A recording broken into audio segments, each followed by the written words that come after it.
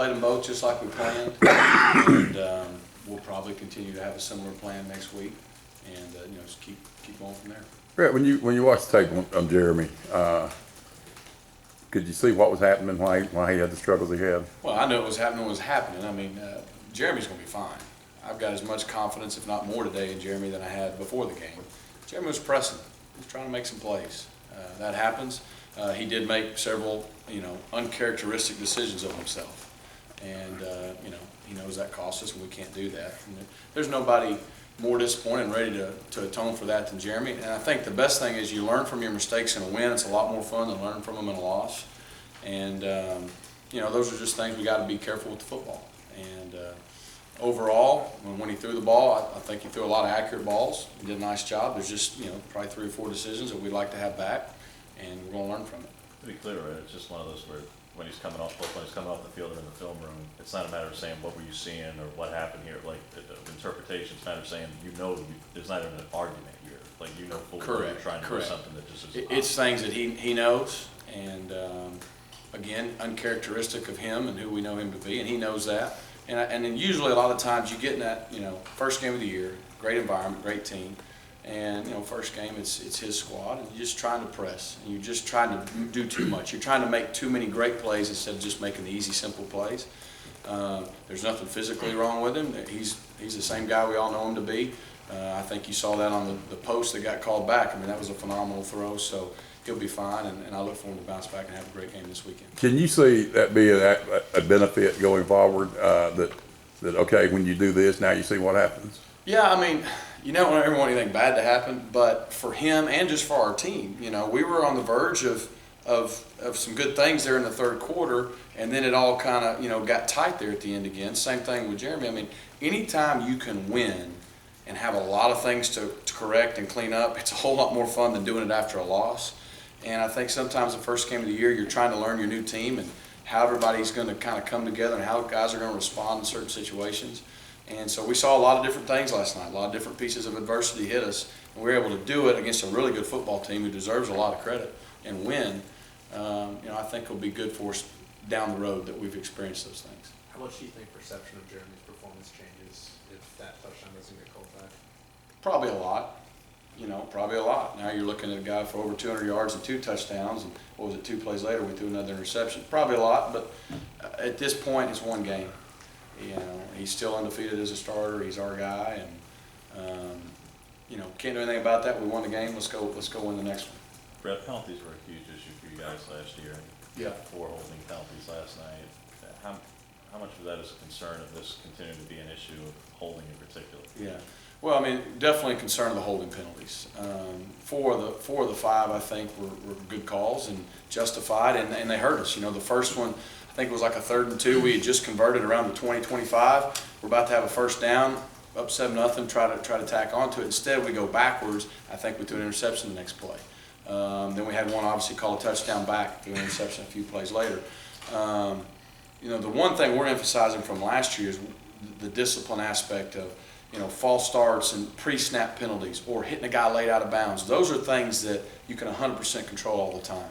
A holding call, whether it be on a lineman or on a DB, pass interference can be attributed to, hey, that's an effort penalty. You coach the technique and the fundamentals. It's not like any of those guys were trying to hold. As a matter of fact, if you watch the play on the touchdown, Braden Smith got stepped on by Avery. Avery sliding steps on him. He's falling down. Well, he just reacts and grabs. Can't do that. Can't get stepped on. But it's just things we got to work on because they'll get you beat. And that was the most disappointing thing is from the turnovers to the 5 holding penalties, it's hard to get any rhythm. It's hard to get any momentum going. It's hard to sustain drives, and that's why we didn't have many plays. Brock and Javon healthy today? Yeah. Yeah, both those guys are day-to-day, should be fine, nothing major. They just, weren't able to go back in last night, but we're not concerned long-term at all with those guys. What do you communicate with the running backs this week when Peyton has that big game, carries the team in the late 3rd, 4th quarter, about that competition? Does it remain the same? Or? Yeah, it remains the same, and we're going to need them all. But I was really proud of Peyton. I mean, he was going to play anyways, but he really stepped in, carried the load. I think it was in the same drive. Rock goes out, Javon goes out, Peyton stays in, and ends up carrying it 24 times. And a big part of the second half, we had two really good drives in the second half, the one to open the half, and then the one to go down and go up, I think it was 31-10. We took 6 or 7 minutes off the clock. A lot of that was running the football, and a lot of that was because Peyton was making yards after contact, wasn't getting tired, so really, really proud of him. Is Rock's durability any kind of a concern? Well, I mean, you're always worried about guys' durability when they're out, but I don't think this has anything to do with size or anything. I mean, I think he'll be fine, and we look for him to bounce back and be ready to go. Rhett, how do you think Austin did in his first game as a starter? I think he did fine. From a mental aspect, he did a really good job. I mean, it's hard to go against a really good player, their best defensive lineman. They played a lot of odd front, so there was a nose on him a lot. That's hard on the center anyways. And then we're in a dome, so we're having to go on silent count, so his head's between his legs half the time. I mean, it was a good first test for him. And, you know, just talking with JB today, I think from a mental standpoint, he didn't have a lot of bust. He didn't have a lot of missed assignments. He had good snaps. Communication between him and Jeremy was good.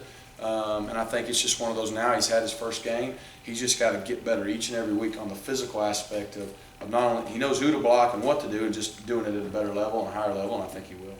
And how about Chandler? He also got a start yesterday too in his first game. Yeah, I mean, Chandler and Bubba, you saw them both play. Sorry, Bubba, Petway.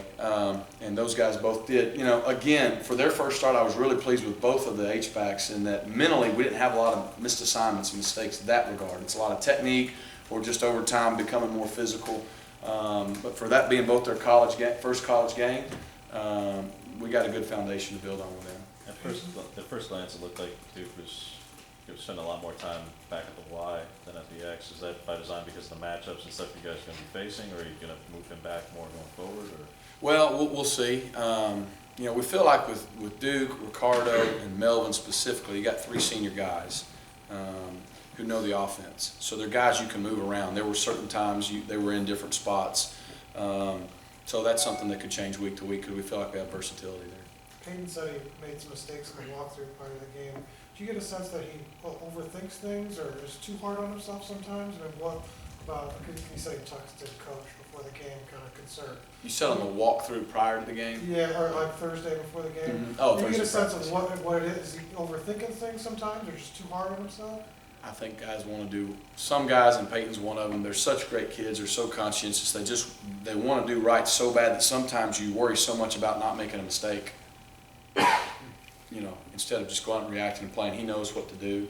And a lot of times, certain guys, that build up, the anticipation starts to kind of, you know, I don't want to say they lock up, but they get really worried about, they want to do so well. Peyton did a great job. Usually once you throw them in the fire and the game starts, adrenaline, momentum starts happening, the game's playing, you don't see guys think as much, they react. And that's what Peyton did because he knows what to do.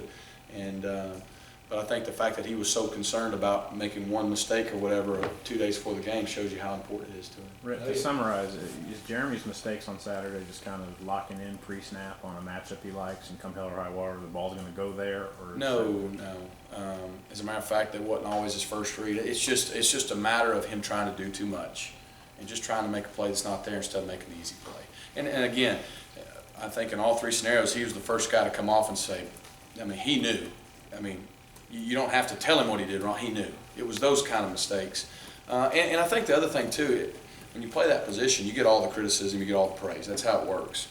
You know, sometimes maybe the guy with the check, maybe my other option wasn't where he was supposed to be. And instead of tucking it and running or eating it, I tried to make something that wasn't there, but really I needed to put the ball here, but that guy wasn't where he was supposed to be. Or maybe he had pressure in his face. I mean, there's a lot of things that go into certain plays that, you know, you don't always see big picture. It's just, well, he threw an interception. But you still got to make the right decision even when things break down. And that's all it is. Again, nothing physical, all very correctable, and no one knows more than him that, you know, we got to protect the ball better moving forward. How was Jeremy's timing with the receivers? I thought his timing was really good. As a matter of fact, you know, one of the interceptions was just, you know, obviously ill-advised. They covered everything and throwing into coverage. The other one was a scramble and a bad decision on that. So it wasn't timing issues. You know, timing was good. We threw some timing throws on the perimeter, I think, to Ricardo, to Melvin, one to Duke. I thought they did a really good job. I feel good about their continuity. When you see Peyton do what he did last night, run as hard as he did, I know you want to keep the competition open, but do you want to give him a bigger role? Well, yeah, it's too early to call as far as competition. We're gonna need them all. I mean, just like last night, 2 of them dropped in one drive. So you never know in this league what'll happen. But yeah, I'd say a guy like Peyton definitely, hopefully, earned some confidence in himself. He earned confidence from his teammates and his coaches. Yeah, I mean, you feel really confident that he's now gone out there and really, I mean, 24 carries in a big game in about 2.5 quarters is a lot. And he carried the load and did very well. For this week, Couple more? for this week, Rhett, how much of this is going to be, not to say you're disrespecting the opponent, but you're more skilled and talented and deeper team than them. So how much of this is going to be about preparation for LSU, and how much of this is going to be staying honed in on this week? Yeah, and I mean this, 0 preparation for LSU. That's just not how we work. We just, some people do that, some don't. It's neither one's right or wrong. It's going to be a whole lot about us and trying to improve. You usually make a lot of improvements from game 1 to game 2, and we had a lot to correct. From an offensive standpoint, you know, we did not perform well to our standard at all. So we got a lot to correct, and so that's the first focus. And then obviously on Jacksonville State, I mean, that's a team that has been in the playoffs the last few years, got a lot of good transfer players. I know a lot of their coaches. They're going to be well coached, and we need to play well. And that's just not how we work. So we won't even think about LSU till Sunday. Brad, when you look Yeah, at the, go on. when you look at the offense as a whole, and you talked about this, but how much improvement is there for you guys to make? Do you feel like there's a lot? Do I feel like there's a lot of improvement for us to make? Right. Oh yeah, no question. I mean, you just look at the obvious. Obviously the 3 turnovers, the 5 penalties, all. You know, again, we only had 62 plays. We didn't have but about 6 explosive plays. There's a lot of things that we need to do better in, and it can all be drawn back to we turned the ball over and we hurt ourselves with penalties. Those are 2 things you can't do to win against anybody, especially a good team like Louisville. And they deserve a lot of credit. I mean, that's a good defense. They were a top 10 defense last year. They're going to be pretty good again this year. And they did a good job. They deserve a lot of credit. But we got a lot to clean up. As a follow-up, what areas would you like to That was improve smooth, by the on way, to follow up. in the running game? Huh? Specifically the running game, how would you like to improve that? How would we like to improve the running game? I think that's just continuing with our offensive line, develop the continuity, and just get more consistent. You know, we in the second half, I think we wore them down a little bit, which helped. Early on, we didn't make a lot of yards in the running game, and you know, we've got to generate some more explosive plays in the running game. And you know, I just think some of that's how they played us. Some of that was it took us a while to kind of get into the rhythm of the game, and then of course Peyton came in and did a good job. Just a follow-up to Brian's question? No, it's on all the. You'd already given him the freedom to Yeah. get one in. I mean, we know that Nick and Jeremy are different quarterbacks, but, you know, Nick ran the ball at least a good bit. Mhm. And last night, Jeremy ran it 5 times. There was never a game that Nick was here that he ran only 5 times. Is there a happy medium as far as how many times you want Jeremy to run a game so that people don't think he's one-dimensional? Well, he's not one-dimensional, so I'm not. Well, yeah, I'm just worried mean for like about- the opponents to say, well, hey, he's not gonna run. Yeah, I don't know if we're going with a number. You know, it's, hey, what do we need in these situations? You know, he ran the touchdown in, he made a good, that was a read, he made a good read.